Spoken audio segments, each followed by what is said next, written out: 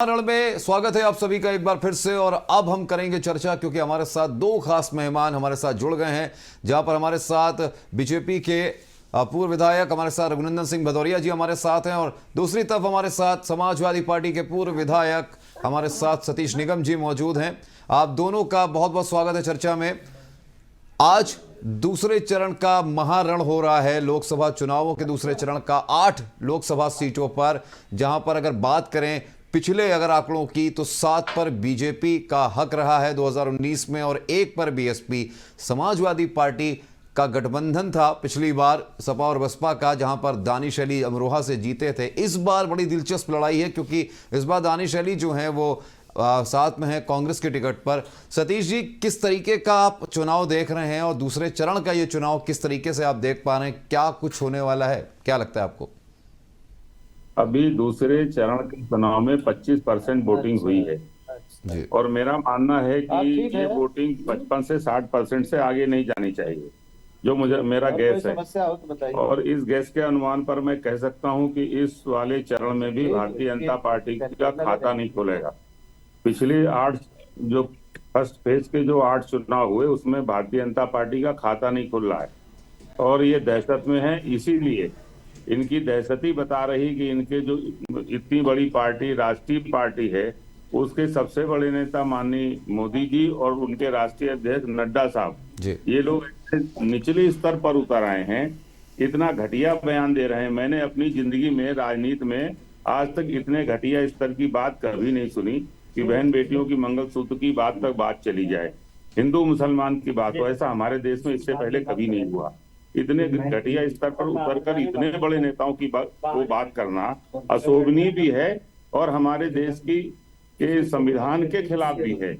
और इसमें तो इलेक्शन कमीशन को खुद इसको नोटिस में लेना चाहिए इन बातों को।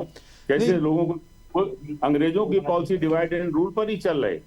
लेकिन सतीश जी, कमाल की बात तो यह है कि अभी विगत दिनों, कल की ही अगर बात करें तो चुनाव आयोग ने नोटिस दिया है, कांग्रेस को भी दिया है और बीजेपी को भी दिया, जो राष्ट्रीय अध्यक्ष उनसे जवाब मांगा है कि किस तरीके की भाषा शैली का इस्तेमाल प्रधानमंत्री नरेंद्र मोदी कर रहे हैं और राहुल गांधी कर रहे हैं। उसके बावजूद अभी अभी जो बड़ी खबर सामने आई, जहां राष्ट्रीय अध्यक्ष बीजेपी के जेपी नड्डा ने एक बार फिर से, जो पूर्व प्रधानमंत्री रहे मनमोहन सिंह, उनके बयान पर फिर से अपना एक जवाब दिया है कि जो कांग्रेस है, जो इंडी गठबंधन है, उसके लोग जो हैं वो जो अनुसूचित जनजाति है, ओबीसी के लोग हैं, उनका हक छीनकर मुसलमानों को देना चाह रही है। यानी कि एक बार फिर से वही राजनीति कि देश की बहनों को, देश की माताओं को ये भारतीय जनता पार्टी डराने का काम कर रही है।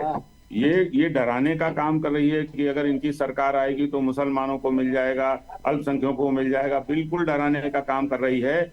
हमारे इस देश में 55 साल से ज्यादा कांग्रेस का शासन रहा है। अगर उनकी ऐसी मंशा होती तो ये अब तक हो गया होता। निश्चित रूप से केवल भारतीय जनता पार्टी के जितने बड़े नेता हैं इतना शर्मनाक बयान दे रहे हैं, जो देश के लिए भी शर्मसार करने वाला है, अंतरराष्ट्रीय स्तर पर मतलब भारत की साख को भी कम करने वाला है और देश के लोगों को तोड़ने वाला है। तो ये देश को तोड़ने वाला जो बयान है, ये निश्चित संविधान के खिलाफ, ये बाबा साहब अम्बेडकर के संविधान को भी अपमानित करने का काम कर रहे हैं। रघुनंदन जी कितना इत्तेफाक रखते हैं सतीश निगम जी की बात का? क्योंकि लगातार इस तरह की बातें, इस तरह के जो भाषण हैं वो लगातार मंचों से किए जा रहे हैं, और खास तौर से लोग भी ये कह रहे हैं, सोशल मीडिया पर भी लोगों ने प्रतिक्रिया दे रखी है पहले से ही, कि किस तरीके की भाषा का इस्तेमाल एक उच्च पद पर एक देश का प्रधानमंत्री ऐसी भाषा बोल रहा है। इसको लेकर आप क्या कहेंगे? देखिए, जो सतीश जी बोल रहे हैं वो मेरे प्रिय भाई हैं, हम दोनों एक साथ विधायक रहे हैं, और ये खिसियानी बिल्ली खंबा नोच रही है। ये खिसियानी बिल्ली खंबा नोच रही है। खंबा कौन नोच रहा है? अब वो मैं बता रहा हूँ कि जैसे एक मुखौटा अखिलेश का आया था, उन्होंने कहा अब की बार में 403 सीटें जीतेंगे। ऐसे हमारे सतीश भैया कह रहे हैं 8 हुई, पहले हार गए, अब हूँ पत्ता साफ है।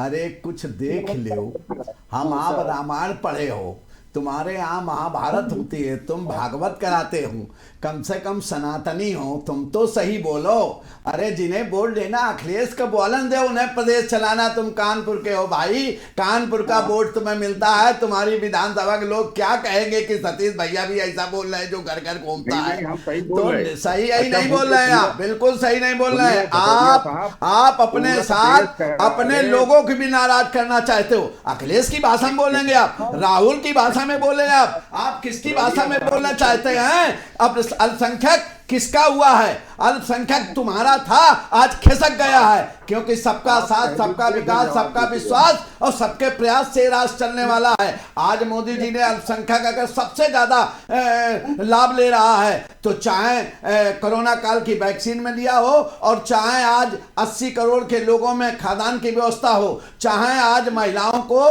3 तलाक की समस्या अल्पसंख्यक खत्म की गई, वो भी अल्पसंख्यक मिला है, और चाहे आज राशन से लेके और आयुष्मान योजना 5 लाख की, और चाहे जी दो सबसे ज्यादा इस देश का मुसलमान अगर किसी ने लाभ उठाया तो भारतीय जनता पार्टी के राज में उठाया है, और माननीय मोदी जी के राज में उठाया है। अभी तक तो आप डालते फूट डालो, राज करो, मुसलमान हमारा है और बाकी सतन निगम का वोट है। अब तुम्हारा भी खत्म, अखिलेश का भी खत्म, अब तो वोट है मोदी का, योगी का। मोदी ने हमारा देश, योगी ने हमारा प्रदेश। अब आप थोड़ा अच्छा बोलने लगो, ये कहो कि भाजपा तेजी से आ रही है, अब की बार 400 पार, और अब की बार फिर मोदी, और मोदी आए तो विश्व में तीसरा स्थान, मोदी आए तो विश्व में तीसरा स्थान। और यहां पहले डालता था कौन टाका ज्यादा डाल ले कौन। अब अतीक देखो, आप देखो अतीक एक तरफ इलाहाबाद में मारते थे, मुख्तार अपने क्या करते थे, ऐसे बहुत से लोगों ने अपने कंपटीशन बना रखा था। कितना कोई ले गया क्या? रावण नहीं ले गया, कंस नहीं ले गया, हम नहीं ले जाएंगे, मेरे बाप नहीं ले गए, आप नहीं ले। अरे धर्म की कमाई करो, धर्म के साथ करो, धर्म के साथ। मैं मुसलमानों से ये कहना चाहता हूं मेरे मित्र, आपके भी धर्म में ये नहीं लिखा है गलत करो, आपके भी धर्म में ये नहीं लिखा है कि गलत व्यक्ति के कहने पे हम वोट डालें। आप वोट डालिए, आप राष्ट्र के बत हैं, आज भारत के धरोहर हैं, आपको हम सम्मान करते हैं। अगर मोदी जी ने आपके लिए किया है, योगी जी ने आपको सुरक्षा बढ़ाई है, आज आपके साथ अगर न्याय हो रहा है,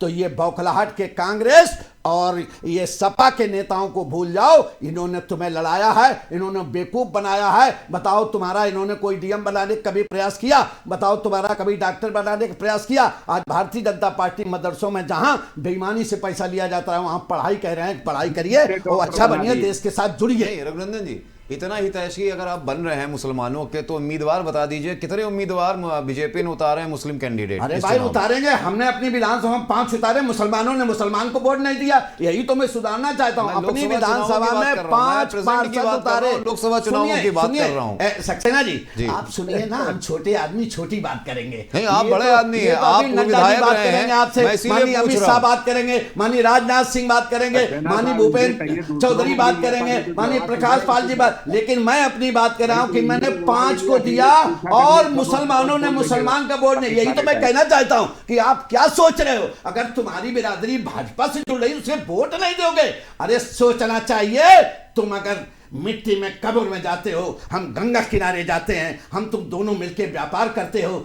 इन ठगों के साथ मत रहिए जिन्होंने तुम्हें जीवन भर ठगा है। ये ठग हैं, ठग हैं, ठग हैं। ये दोनों मिलकर काम करते हैं। सतीश जी, जिस तरीके से रघुनंदन जी बार बार ये कह रहे हैं कि ये सब ठग हैं और लगातार मुसलमानों को साधने की कोशिश फिर से एक बार लगातार कर रहे हैं, दूसरी तरफ इन्हीं के पार्टी के जो राष्ट्रीय अध्यक्ष हैं वो आज फिर से एक बयान दे रहे हैं, मैंने पहले उसका जिक्र कर दिया कि मुसलमानों को आपकी जो संपत्ति वो दे दी जाएगी, मुसलमानों को आपका हक दे दिया जाएगा। दूसरी तरफ मुसलमानों को कहीं ना कहीं एक तरह से डराने की कोशिश भी मंचों से कहीं ना कहीं दिखाने की कोशिश की, भाई जिसके ज्यादा बच्चे हैं, कांग्रेस अगर कांग्रेस पार्टी सैम पित्रोदा के बयान के हिसाब से अगर ले आई, अगर आप कहते हैं आपकी संपत्ति का बंटवारा करने की बात आ गई, अधिकार छीनने की बात आ गई, तो वो भी आपकी संपत्ति सबसे पहले अल्पसंख्यकों को दे दी जाएगी। अब ये एक तरफ तो ये बातें हो रही, और एक तरफ उसको साधने के लिए रघुनंदन भदौरिया जी कह रहे हैं कि मैंने विधानसभा में 5 मुसलमानों को दिया, मैं प्रेजेंट की बात पूछ रहा हूं, तो उसमें कह रहे हैं कि आप महाठग हैं।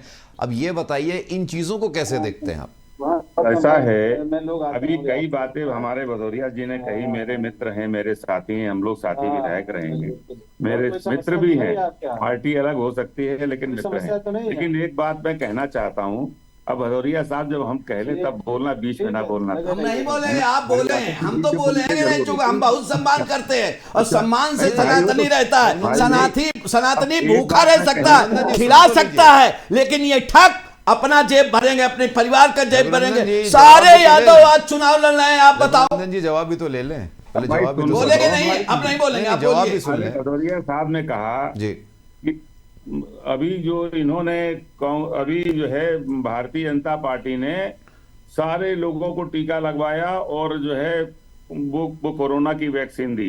इनसे पूछे, इन्हें पता नहीं है कि भारत में पोलियो की कितने केस होते थे। आज भारत पोलियो मुक्त हो गया और कांग्रेस ने भी वो टीके मुफ्त ही लगवाए थे, पैसे नहीं लिए थे जी। और आज पूरे देश से अगर समाप्त हो गया है पोलियो तो उसके पीछे कांग्रेस थी। नंबर दूसरी बात, चेचक जिस तरह फैलती थी बड़ी माता, उसका भी वैक्सीन फ्री लगाई कांग्रेस ने और वो भी आज देश में जो है बड़ी माता नहीं होती। तो अब सवाल ये पैदा होता है कि अगर कांग्रेस ने किया तो साहब उसने कुछ नहीं किया। इन्होंने एक आदमी को वैक्सीन दिया, इन्होंने एक बार खाली वैक्सीन दे के दिया तो इन्होंने फ्री दिया। ये फ्री का शोर इतना मचाया कि वो मतलब पिछली बातें दब जाए। नंबर एक। और जहां पे फ्री दिया सतीश जी, और जहां पे फ्री दिया उसी कंपनी से इन्होंने देखा जाए इलेक्टोरल बॉन्ड भी ले लिया, चंदा भी ले लिया, चंदा भी ले लिया। बिल्कुल सही कह रहे हैं आप, इन्होंने और बड़ा चंदा लिया उससे। और दूसरी बात और बताएं आपको, इन्होंने तो बिल्कुल सारे रिकॉर्ड ध्वस्त कर दिए। जैसे कहा, अभी कहते हैं कि हम इसकी इकोनॉमी 5 ट्रिलियन करेंगे, देश की तीसरे नंबर पे ले जाएंगे। लेकिन आप जरा सोच के बताइए, ये लोग खुद स्वीकार करते हैं कि 80 करोड़ से ज्यादा लोगों को राशन दे रहे हैं। इतनी गरीबी है कि 5 किलो राशन पर लोग जिंदा है। और आप सोच लीजिए, उसके बाद भी कह रहे हैं कि हमारा भारत विकास के रास्ते में बहुत तेजी से बढ़ गया। जिस देश में 2/3 आबादी अभी 5 किलो राशन पर जिंदा हो, आप कैसे जो कल्पना कर सकते। भाषण में तो आप अपनी बातें कह सकते हैं अच्छी। और जब राहुल गांधी कहते हैं गरीबी हटाओ का नारा, जब राहुल गांधी दोबारा से लेते हैं गरीबी हटाओ का नारा, तो कहा जाता है 70 के दशक से दादी पोते यही कर रहे हैं। 10 साल में ये कुछ नहीं कर पाए जी। एक भी काम नहीं। रघुनंदन भदौरिया साहब से भी अभी पूछ लीजिएगा कि ये बताओ, कानपुर में रहते हो, मोदी साहब का एक काम गिना दो जो मोदी साहब का काम हो या योगी साहब का काम हो। जितने भी काम कानपुर में हुए, हम तो कानपुर की इनसे बात इसलिए कर रहे हैं, कानपुर के बाहर कहीं जाते नहीं है, ये वहीं रहते हैं, इसलिए इनको कानपुर के बारे में। अच्छा, कमाल की बात सतीश जी ये है, अगर यूपी की अगर हम बात कर लें तो गोमती रिवर फ्रंट अखिलेश जी के जमाने में बना, आगरा लखनऊ एक्सप्रेसवे अखिलेश जी के जमाने में बना, मेट्रो जो आने की बात हुई अखिलेश जी के जमाने में, 100 डायल की बात कर लें तो अखिलेश जी के जमाने में। और नहीं, सुनिए, मेट्रो भी लेकर के आए थे। इसके अलावा हम लोगों ने डायल 100 लाए, हम लोग सारी एम्बुलेंस हम लोगों ने दी। हमारी दी हुई एम्बुलेंस ये चलवा नहीं पा रहे। 1090 भी आप लेकर आए हैं, पड़ी हुई हैं जी जी, है ना। और एक भी इनका ऐसा काम नहीं जिसको गिना करके ये वोट मांग सकें। इसीलिए ये लोग हिंदू मुसलमान की बात पे आ गए, इसीलिए ये उस पर आ गए कि साहब अब जो है बहन बेटियों का मंगलसूत्र तक बिक जाएगा। जो काम करने का था वो तो किया नहीं। जब काम किए नहीं तो गिनाएंगे क्या? महंगाई इतनी ज्यादा है कि आम आदमी का जीना और खाना हराम हो गया है, इतनी महंगाई है। तो और दूसरी बात, हमारे नौजवान बच्चे कभी बोलेंगे नहीं कहेंगे, हमारे नौजवान बच्चे कैसे पढ़ाई, मतलब उनके माँ बाप कराते, जो गरीब लोग हैं अपने बच्चों को स्कूल बहुत मुश्किल से भेज पाते हैं, और पढ़ जाएं तो इस उम्मीद से माँ बाप भेजते हैं कि जब बच्चा पढ़ लिख जाएगा, बच्चा हमारा पढ़ लिख करके जब रोजगार के योग्य होगा उसे रोजगार मिलेगा। ये लोग तो सोच लीजिए पहले क्या देश में बेरोजगारी का आलम है कि अगर केवल खाली 3000 पोस्ट निकलती तो 60 लाख लोग उसमें एप्लीकेशन डालते हैं, और 60 लाख लोगों की परीक्षा निरस्त हो जाए तो कैसे, मतलब पूरे बच्चों का भविष्य अंधकार में कर दिया इन्होंने। अच्छा, आप सोचिए सतीश जी, कि 4 साल की सेना सतीश जी, और अगर 1 मिनट सक्सेना साहब, सतीश जी, सक्सेना साहब 1 मिनट, जवाब ले लो, 1 मिनट। 4 साल की सेना में भर्ती कर दी इन्होंने, और अगर यही हाल रहा तो आगे ये टीचर के साथ भी यही हाल करेंगे और ये डॉक्टरों के साथ भी यही हाल करेंगे। डॉक्टरों के मामले में तो इनके पास मजबूरी है। हम इनसे पूछें कि आपने शिक्षा के क्षेत्र में क्या काम किया, आपने मेडिकल के क्षेत्र में क्या काम किया, आपने कितने पावर प्लांट लगाए, इनके पास एक जवाब नहीं है। हमारी समाजवादी पार्टी की सरकार में आज अगर पनकी का पावर प्लांट आया, निवेली लिग्नाइट आया वहां घाटमपुर में, आज तक ये उसको चला नहीं पाए। अभी निवरी लिग्नाइट अभी चालू नहीं कर पाई है अपने 10 सालों में। तो आप अंदाजा लगा लीजिए कि इनकी सरकार क्या है। इनकी सरकार का कोई एक भी काम ऐसा नहीं कि जिसको भदौरिया साहब ये ऐसे ही फर्जी काम गिनाएंगे। चलिए जवाब भी ले लेते हैं, चलिए जवाब ले, सतीश जी जवाब भी ले लेते हैं। रघुनंदन जी, सनातन धर्म को किनारे कर देते हैं, धर्म को किनारे कर देते हैं, सारी चीजों को किनारे कर देते हैं। जो सीधा सवाल है उसका सीधा जवाब ले लेते हैं। विकास कार्य गिना दीजिए कानपुर में, खासतौर से क्या हुए? जमानतें जब्त हो जाएंगी। देखिए, हमारे भाई सतीश निगम इस समय जरे जराए हैं, इनको कुछ सपा दे तो रही नहीं है। अब ये सपा को इसलिए बोल रहे हैं कि सुन लें कि हम कितनी तुम्हारी पैरवी कर रहे हैं। अब ये भूल गए, मेट्रो जब आई थी, मेट्रो को उद्घाटन किया था, क्या शुरुआत कराई थी क्या? है? बोलना नहीं, अब फिर रुक जाओ। हैं? तुमने शुरुआत कराई थी क्या? ये वंदे मातरम, वंदे भारत इतनी बड़ी ट्रेनें भाजपा दे रही, मोदी जी रहे, आपके समझ में नहीं आ रहा? ये प्लेन मोदी जी दे रहे हैं, आपके समझ नहीं आ रहा? एलिवेटेड इतने रोड दे रहे हैं, आपके समझ में नहीं आ रहा?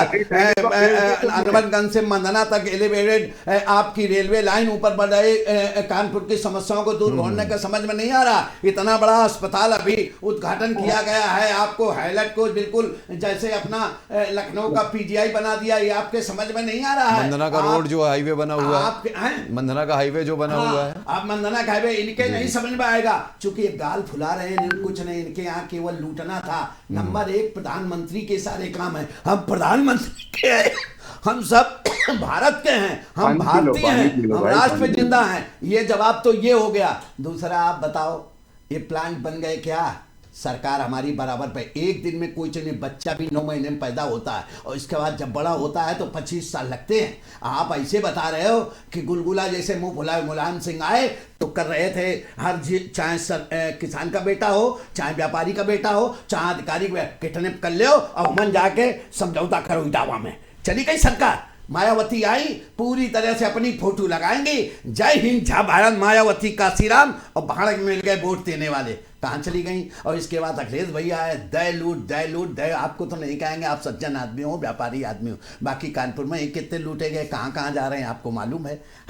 अब भाजपा जब अच्छी कर रहे हो, फिर भाजपा ने कांग्रेस के जितने भी काम करे वो कर रही कांग्रेस, भाजपा ने कभी नहीं। जो कांग्रेस की अपनी उसकी नियत अच्छी थी, उस नियत में हाथ बढ़ा के काम करे। और 5 लाख की आप कह रहे हो, 5 किलो राशन की, अरे 5 किलो राशन में वो बहन मेरी भारत की जिंदा है, मेरा आदमी नंगा हो, लुच्चा हो, नशेबाज हो, जुआनी हो, इसके बाद उसके बच्चे जी जाएंगे। 5 किलो राशन में वो परिवार सब 80 करोड़ संपन्न है, और जो पैदा कर रहे हैं उसे फ्रिज ला रहे हैं, जो पैदा कर रहे हैं उसे पंखे लगा रहे हैं, जो पैदा कर रहे हैं अपने बच्चों की मोटरसाइकिल ला रहे हैं। अरे मोदी जी ने तो 5 साल तक गारंटी ले ली, खाने की चिंता न करो, अब पहनने की तो भाई चिंता करने पड़ेगी। अब एक बात समझो, हम तुम्हें 70 साल के ऊपर सारे बुजुर्गों को, लगभग 10 करोड़ होंगे पूरे देश में, 20 करोड़ होंगे, सबको 5 लाख का। अरे कुछ तो कहो ना, मोदी जी तुम्हारे भी हैं, ये सुन रहा होगा, विदेश में सुन रहे होंगे, सतीश निगम जैसा ऐसा बात बोल रहा है, जो इतना बढ़िया नेता है,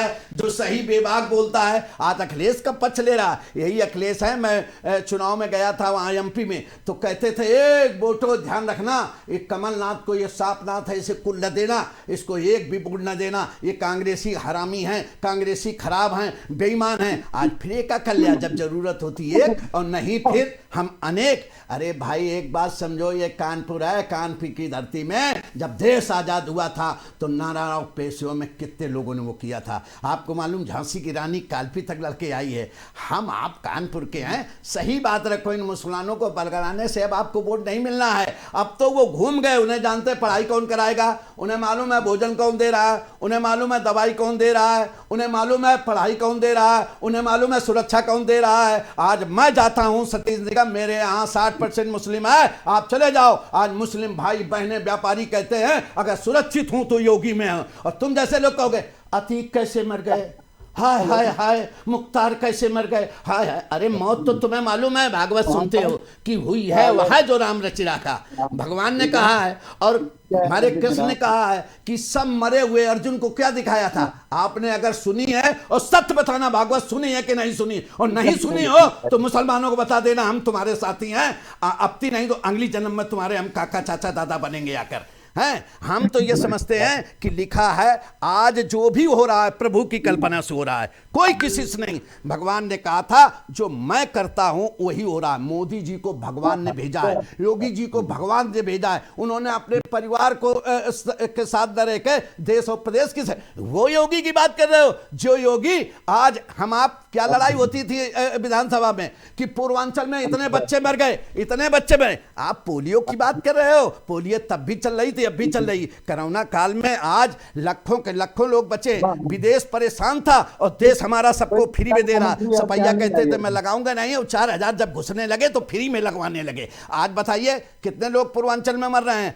ये मुद्दा उठता था सतीश निगम, आप बोलो ईमानदारी से आज कितने बच्चे मर रहे हैं। योगी के राज में बच्चे नहीं मर रहे हैं, बच्चे जी रहे हैं और बच्चे अब जीते रहेंगे। क्योंकि पहले कागज और पन्नों में होता था, रुपया का बंटवारा सीधे लखनऊ में होता था। अखिलेश के कैबिनेट लोग करते तो वहां दवाई नहीं देते थे, बच्चे मरने देते थे। आपने गिना तो दिए कुछ ना कुछ, आपने चीजें गिना दी। आयुष्मान भारत की आपने बात कर दी, बच्चों के लिए बात कर दी, राइट टू एजुकेशन की बात। सतीश जी आपने जो कहा कि एजुकेशन को लेके आपने कहा बच्चों की पढ़ाई के लिए क्या किया जा रहा है। राइट टू एजुकेशन के तहत जितने भी विद्यालय हैं, कानपुर के खासतौर से मैं अगर बात करूं, हर जगह ये स्कीम चल रही है जहां पे 25% सीट जो है वो कहीं ना कहीं बच्चों के लिए निकाली जाती है, जिसपे छोटे बच्चों से लेकर क्लास 6 से लेकर ऊपर के क्लास तक बच्चों को पढ़ाई कराई जाती है। लेकिन जब राशन की बात आपने जो करी, उस पर एक पॉइंट मैं रघुनंदन जी से जरूर पूछूंगा कि राशन आप दे रहे हैं, बाजरा आप दे रहे हैं, चावल आप दे रहे हैं, गेहूं आप दे रहे हैं, फिर उसके बाद बाजरा कौन खाता है? जी जी, तो उसके बाद राशन के आप इन्हें अभी रघुनंदन भाई कह रहे हैं, हमको तो लोग बताते हैं इतनी गर्मी में बाजरा खा के तो बीमार हो जाएगा आदमी। बाजरा सर्दी में खाया जाता खाली। बाजरा अकेले खाने की नहीं, बुद्धि लगाओ। बाजरा के साथ गेहूं मिलाओ, बाजरा के साथ मक्का मिलाओ, बाजरा कुछ चीजें मिलाओ, मोटा अनाज खाओगे तो सवेरे पेट साफ हो जाएगा। और नहीं तो कांग्रेसियों ने बाहर से गेहूं मंगाते थे, कौन वाला, एक समय था लाल वाला मंगाते थे जो जानवर में विदेशों में खाया जाता था। इन कांग्रेसियों ने उसमें भी कमीशन खा के इस भारत को जानवरों वाला गेहूं खिलाया था। अच्छा रघुनंदन जी राशन आप दे रहे हैं, बाजरे को गेहूं से मिलाने की आप बात कर रहे हैं, ठीक है। लेकिन अभी कुछ दिनों पहले हमने अपने ही चैनल पर एक तस्वीरें दिखाई थी किस तरीके से नई जो टेक्निक लाई गई है उससे लोगों को परेशानी हो रही है। और लोग ये कहते नजर आए कि हर महीने राशन में 2 किलो 4 किलो की कटौती की जाती है, मार दिया जाता है राशन। दूसरी तरफ जो बाजरा आप दे रहे हैं, जो गेहूं आप दे रहे हैं, मोटा अनाज आप दे रहे हैं, गलियों में उतर कर जरा आप गौर से देखिए, मैंने खुद देखा है जो कबाड़ी वाले आते हैं, जो कबाड़ खरीदते हैं, वो तक कहते हैं अनाउंसमेंट करते हुए मोटा अनाज बेच दीजिए, आप बाजरा बेच दीजिए, चावल बेच दीजिए, यानी चावल बेच दीजिए। यानी कि जनता को जो अनाज दिया जा रहा है जनता उसको बेच रही है। क्यों? इसका रीजन बता दीजिए। मैं एक बात बताना चाहता हूँ। देखिए मेरे से प्रश्न है, मैं एक बात कहना चाहता हूँ। अरे भाई अब ना बोलो यार, भैया बोल लेना, तुम आधा घंटा बोलते हो, हमको 10 मिनट बोलना, 5 मिनट।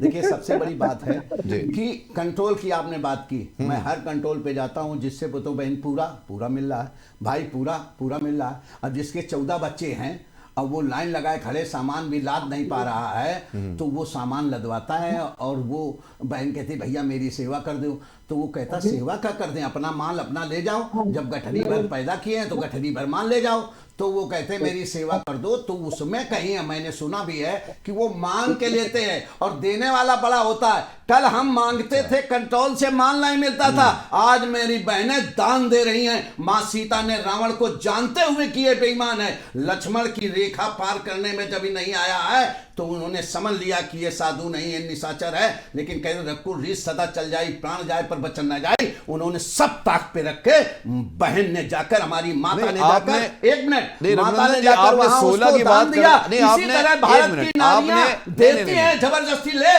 तो वो कंट्रोल खत्म हो जाएगा, आज अधिकारी खत्म हो जाएगा। ये योगी मोदी के देखिए आपने 16 की बात करी, एक तरह से फिर से आपने कटाक्ष कर दिया, तंज मार दिया कि लोग आबादी जो बढ़ाएं उनकी वजह से। हमने तो नहीं कटते। अरे हमने तो 4 वालों का भी देखा, 5 वालों का भी देखा। आप प्रमाण दीजिए, मैं आपसे कहता हूं, मैं लेकिन जो 16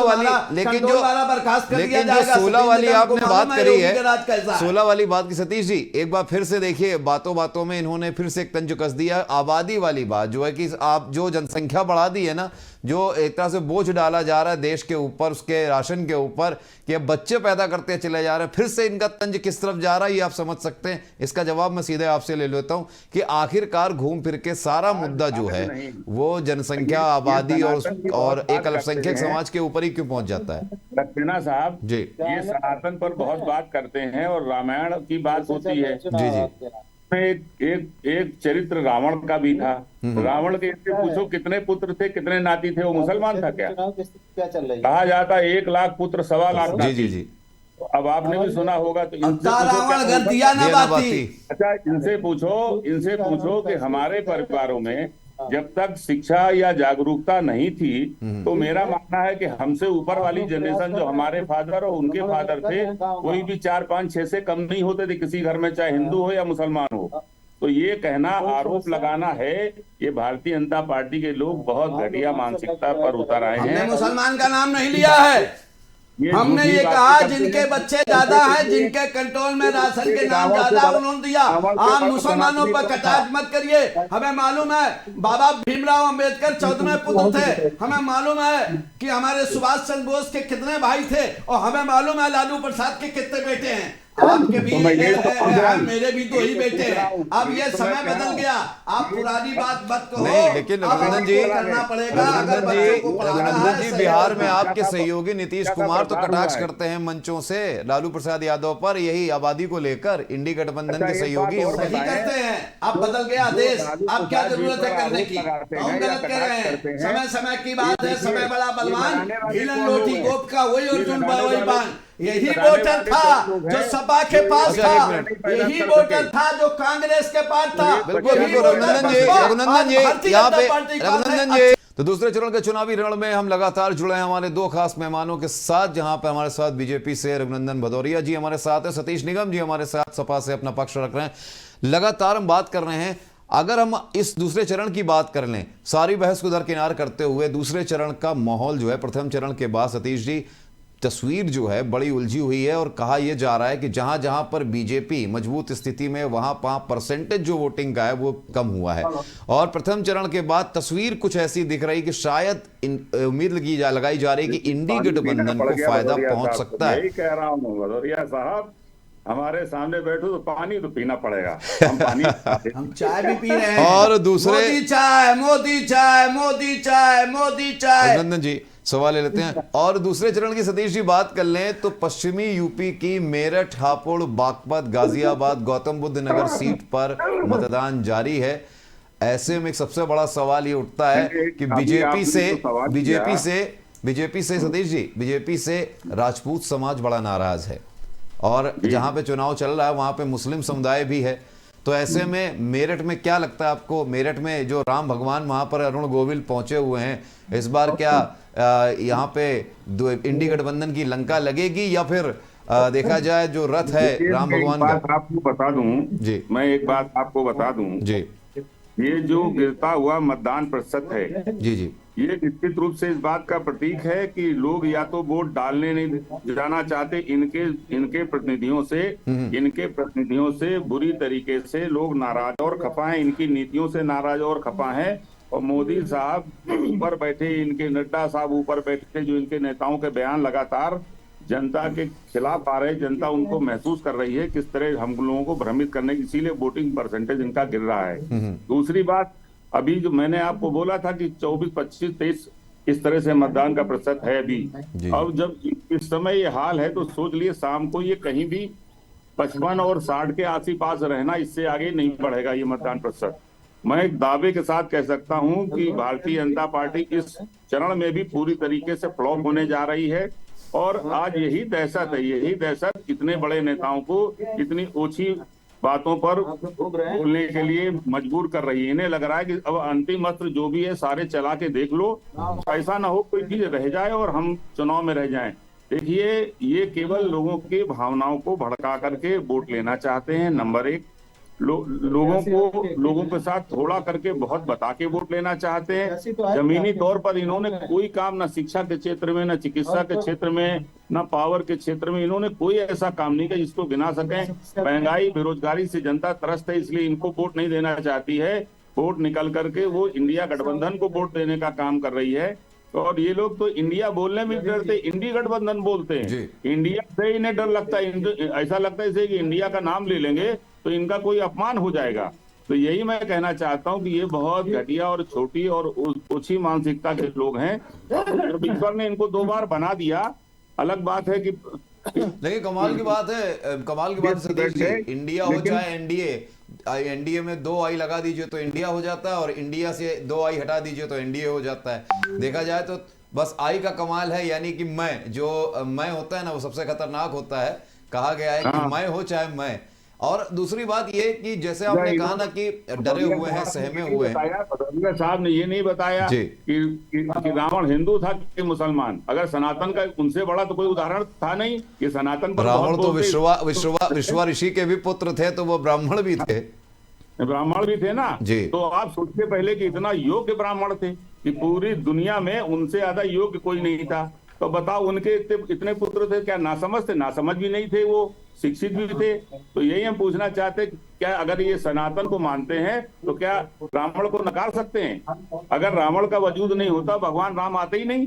बिल्कुल, भगवान राम तो रावण की वजह से आए थे, और भगवान राम अब आए हैं तो रावण का वध होने वाला है। ये तय कर लिए कि 2024 में रावण का वध हो ही जाएगा। कहते हैं जी, जैसे कर्म करोगे वैसे फल भोगना पड़ेगा। अकूत संपत्ति कमाना एक आदमी की वैसकपन है कि मैं इतना बड़ा हो जाऊं।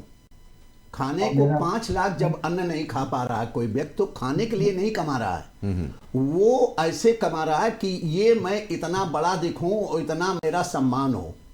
हमारे सतीश भाई ने अभी कहा कि रावण 1 लाख पूछ सवाल नाती तागर दिया न बाती, उसको पावर का घमंड हो गया था, उसको अपने परिवार का घमंड हो गया था, उसको अपने सम्मान का घमंड हो गया था। अगर मुझे कोई सम्मान नहीं देगा। आज ये बताइए कि रावण के लिए जब भगवान ने अवतार लिया तो उसके अत्याचार, अनाचार उसके कैसे गढ़ थे? जैसे सपाई और बसपाई ये नहीं अपने अपने गढ़ बनाते थे, ये जिला तुम लूटोगे, ये जिला तुम लूटोगे जिला। ऐसे उन्होंने विश्वामित्र के यहाँ ताड़ुका को बैठा दिया था।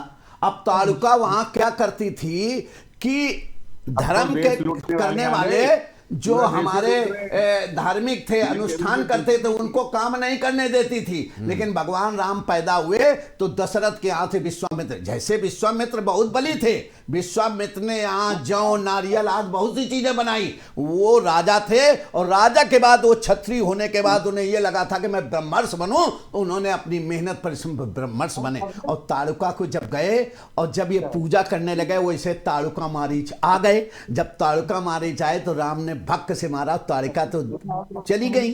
अब मारीच को खेल देखिए भगवान का, कहते ना वही तो राम रच रखा। चूंकि उससे अभी रावण को काम लेना था तो बिन फनमान मारा और लंका में गिरा जाकर। इसके बाद उन्होंने क्या किया कि खरदूषण को पंचवटी में रखा था। ये सब बेईमानों की रास्ता बता रहे हैं। ऐसा रावण करता था, यही सपा बसपा कांग्रेस कर रही है। तो जब वहां पे रखा, तो जब वहां गए ये राम, तो वहां उन्होंने व्यवस्था बनाई। जब व्यवस्था बनाई तो उसकी बहन सूप नका लखा कि यार ये तो बहुत अच्छे व्यक्ति हैं, इन्होंने बड़ा बोलबाला, अच्छे भी लगते हैं, तो उनसे शादी करने का प्रयास कैसे किया? रंग बदला, गिरगिट बने। जैसे ये सब गिरगिट हैं, वोट के कारण गिरगिट नहीं तो बीजेपी ने भी तो यही किया है। अब मुझे जवाब दे दीजिए, सतीश निगम का समय है। रामायण का प्रसंग चला रहे तो मेरा भी सवाल ये उठ रहा है ना कि सपा से विभीषण जो है रायबरेली में आपने ले लिया। मैं बताऊंगा तो गिरगिट है ये सब। तो वहां पर जब उन्होंने किया, सुन लो भाई सतीश जी, 1 मिनट रुक जाओ। धर्म की बात कही, मैं धर्म में बता रहा हूँ, 1 लाख पूछ सवाल नाती के बारे में बता रहा हूं। तुम्हारे जैसे जो परिवारवादों को मैं बता रहा हूं, खत्म हो गए राम के जमाने में, खत्म हो रहे मोदी योगी के जमाने में। तो खरदूषण जब वो हुआ तो उन्होंने जब कहा तो राम ने कहा अरे जाओ मेरे पास पत्नी है, तो उन्होंने लक्ष्मण के बाद लक्ष्मण गए, जब इधर उधर किया नाक काट लिया। नाक काटने का तरीका था कि जैसे हम सपा बसपा कांग्रेस के बेईमानों को एक जेल भेजते हैं कि सब ठीक हो जाओ, और नहीं मानते हैं तो क्या राम राम सत्य खरदूषण का हो गया। इसके बाद क्या हुआ, आप कहते हो लंका में गए, और जब हमारे हनुमान जी गए थे मां सीता का पता लगाने, और जब उन्होंने फल खाए थे और इसके बाद उनके एक बेटा इच्छा को मार दिया था, फिर मेघनाथ गए तो देखे भाजपा राष्ट्र की है। अगर भाजपा में समाजवादी पार्टी कांग्रेस राष्ट्र के लिए काम करे तो भारतीय जनता पार्टी अटल जी जैसे के कार्यकर्ता, अटल जी ने कहा था देश के लिए जो करेगा हम उसके साथ खड़े होंगे। तो भारतीय जनता पार्टी ने जब उन्होंने उसको पकड़ के ले गए, उन्होंने कहा ये बताओ तुम मेरे बेटे को क्यों मारा, फल क्यों खाए? बोले खायो फल पर लागी भूखा, कब स्वभाव से तोड़ो रूखा, और जिनमें मारा उनमें मारो। ऐसे बेईमान ने जब हमें मारा तो हमने मारा, लड़का तुम्हारा बनेगा, हमें क्या मालूम को, और फिर भी बांधो तले तुम्हारे तने बांध के लाए हैं, और इसके बाद भी वो नहीं माने, दिमाग लगाया। विभीषण ने कहा मारो ना यार, दूत है। अब जैसे हम बोल रहे हैं तो हमें लोगों को आपस में बात करना, अपनी पार्टी की बात करेंगे, अपनी पार्टी के दुश्मनी नहीं करनी है। तो ये बात नहीं है, यहीं पे लड़ने लगो। एक दिन रूमी लड़ने लगे, तुमको जनता ने नकार दिया। सतीश जी एक बात सुन लो, उन्होंने कहा जनता ने नकार दिया, हमने 75,000 वोट।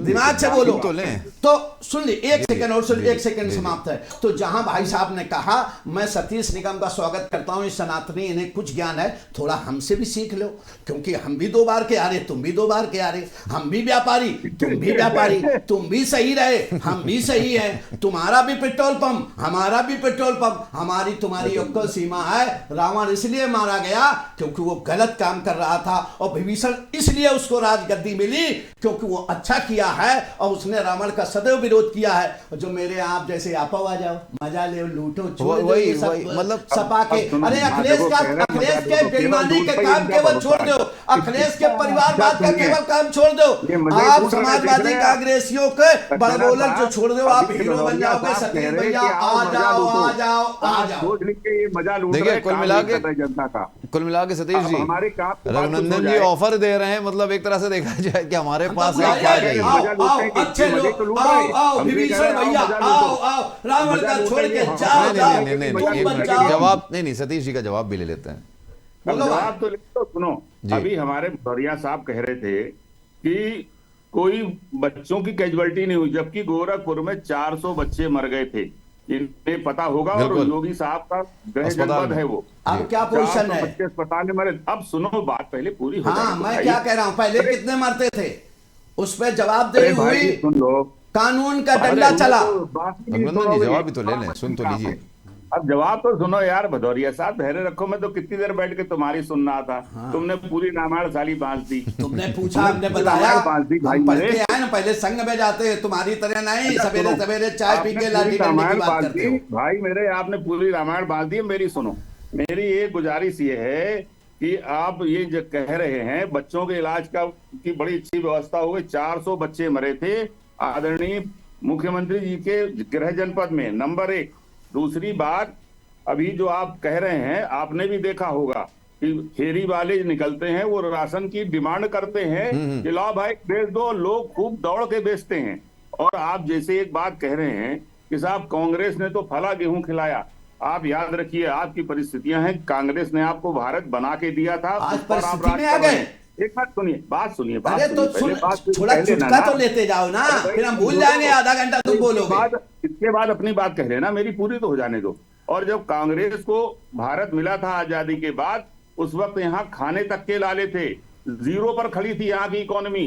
तब भारत को बनाने के लिए, चाहे भाखा नांगल डैम बना हो, चाहे रिहन डैम बना हो, चाहे IIT बनी हो, चाहे इसरो बने हो, चाहे आपके रेल कारखाने बने हो, हवाई जहाज बनाने कारखाने बने हो, HAL बने हो, तो ये सारे के सारे कांग्रेस ने तब बनाए थे जब देश में कुछ नहीं था। आज ये सब आपको बना मिला है, उसके बाद आप नया गिनाने की स्थिति में नहीं है ना। सुनिए और बताएं, ये आप जो कह रहे हैं, आज मिसाइल भी कांग्रेस के टाइम आई थी। अब्दुल कलाम साहब भी बेशक मुसलमान नहीं हो, लेकिन वतन परस्त थे। और उन्होंने जो मिसाइल बना के दी वो कांग्रेस के टाइम बनी थी। इसीलिए मैं कहना चाहता हूं, बार बार ये कहना कहीं से भी मुनासिब नहीं है कि हमारे देश में कांग्रेस ने कुछ नहीं किया और केवल भारतीय जनता पार्टी उन्हीं चीजों को बेच रही है जो कांग्रेस ने बना के दिया है। कांग्रेस ने जब आपको रेलवे स्टेशन बना के दिए तो आपने बेच दिए, कांग्रेस ने हवाई अड्डे बना के दिए, आपने बेच दिए, कांग्रेस ने आपको ऑर्डिनेंस फैक्ट्री बना के दी, आपने बेच दिया। तो मैं यही कहना चाहता हूं कि आप सोचिए, आप तो बेच रहे हो कांग्रेस बना के गई है। तो मेरा यही कहना है कि इतने बड़े-बड़े प्लेटफार्म नहीं दिख रहे हैं जो मोदी जी ने बना दिए। हम तो यही पूछ रहे कि आपने अपना क्या बनाया जिसको बेचा हो। हाँ, ये सही है कि आप उन लोगों की तरफदारी करते हैं जो केवल देश में 22 लोग हैं, अडानी साहब, अंबानी साहब, उनकी आप तरफदारी करते। सारे देश का पैसा निकाल के आपने अडानी और अंबानी की जेब में डाल दिया और पूरे देश को गरीब, हमारे पास कुछ हो तो लिखित दियो, लोगों को राशन पर खाली जिंदा। सतीश जी, सबसे बड़ी चीज जैसे आपने बताया कि गोरखपुर में बच्चों के अस्पताल में मौत का आपने जिक्र किया, एक सवाल और भी उठता है कि जब सीएम योगी जब जाते हैं, अपने गोरखपुर जाते हैं, गोरक्षनाथ मंदिर में दर्शन करने के बाद जब जनता दरबार लगाते हैं तो ज्यादातर मामले जो आते हैं वहां पर वो ऐसे आते हैं जहां प्रशासनिक अधिकारी सुनते नहीं हैं, जहां पर लोगों की जमीनों पर कब्जे के मामले सबसे ज्यादा आते हैं। तो ऐसे में क्या मान लिया जाए, जिस तरीके से सीएम योगी ये ताल ठोक कर दावा करते हैं कि गुंडे बदमाश माफिया जो है, भू माफिया जो है वो अंडरग्राउंड हो गए, लेकिन उसके बावजूद इतने केसेस उनके पास बेचारे प्रार्थना पत्र लेकर लोग आते हैं, आखिर क्यों? अब सक्सेना साहब, योगी साहब भी कहीं कहीं मजबूर हो जाते हैं। कारण ये है कि वो कब्जा करने वाले इनके ही लोग तो हैं, तो ये क्या करें बेचारे, अब उनके खिलाफ कितनी कार्रवाई करें? अगर कार्रवाई करते तो बदनामी है, तो वो शोर मचाएगा कि हम तो साहब आपकी पार्टी इतने दिन सेवा कर रहे। तो अब कब्जा अगर गृह मंत्री के, अगर मुख्यमंत्री के गृह जनपद में हो रहा है तो मान लेना चाहिए कि अब ये तो इससे ज्यादा खराब स्थिति तो हो ही नहीं सकती। उत्तर प्रदेश के दूसरे अन्य जिले, आप देखिए, हमारे कानपुर में भी आपको याद होगा कि एक किसान की जमीन पर कब्जा किसने किया? भारतीय जनता पार्टी के नेता ने, और स्थिति ये हो गई कि उसको सुसाइड करना पड़ा। तो ये लोग तो कब्जा इन्हीं के लोग कर रहे हैं। आप देखिए, उसका एफआईआर में आज तक उसकी अरेस्टिंग नहीं हो पाई है ना। वो यहाँ भागता रहा, वहां भागता रहा, उसके बाद वो अपना हाई कोर्ट से स्टे भी ले आया, सब कुछ कर लिया, उसको बचाने का पूरा प्रयास किया भारतीय जनता पार्टी। लेकिन जाजमऊ वाले मामले में क्या कहेंगे सतीश जी? उसमें नहीं बोलेंगे ये। जाजमऊ वाला जो मामला अभी कोर्ट के अंदर चल रहा है, जाजमऊ आगजनी का, जो इरफान सोलंकी जी का चल रहा है मामला सब जुडिस है, उस पर कहना तो नहीं चाहिए। और मेरा मानना है कि अगर कोर्ट में नहीं होता तो हमें कुछ कहने का अधिकार था। लेकिन मैं इतना जरूर कहूंगा कि जो अपने आप को मकान मालिक कह रही हैं, आज तक उसकी मकान मालिक वो नहीं है, कोई पेपर वो प्रोड्यूस नहीं कर पाई हैं। वो ऑलरेडी मकान किसी और के नाम है, किसके नाम मुझे नहीं पता, लेकिन वो पेपर प्रोड्यूस कोर्ट में नहीं कर पाई। अब ज्यादा इससे कुछ नहीं कहूंगा, इसलिए कि मामला सब जुडिस है, कोर्ट में है, और कोर्ट वाले मामले में बहुत टिप्पणी नहीं करनी चाहिए, इसलिए मैं उस पर टिप्पणी नहीं करना चाहता ज्यादा। लेकिन ये सही है कि उसमें जिस तरीके से निर्दोष फंसाया गया है, और मतलब उसको एक बहुत बड़ा क्रिमिनल गैंगस्टर, मतलब जिस तरह से बना के प्रस्तुत किया गया है विधायक को, सम्मानित विधायक 4 बार का है, भदौरिया साहब के साथ रहे, हम भी रहे, उसके बारे में भदौरिया साहब भी जानते होंगे।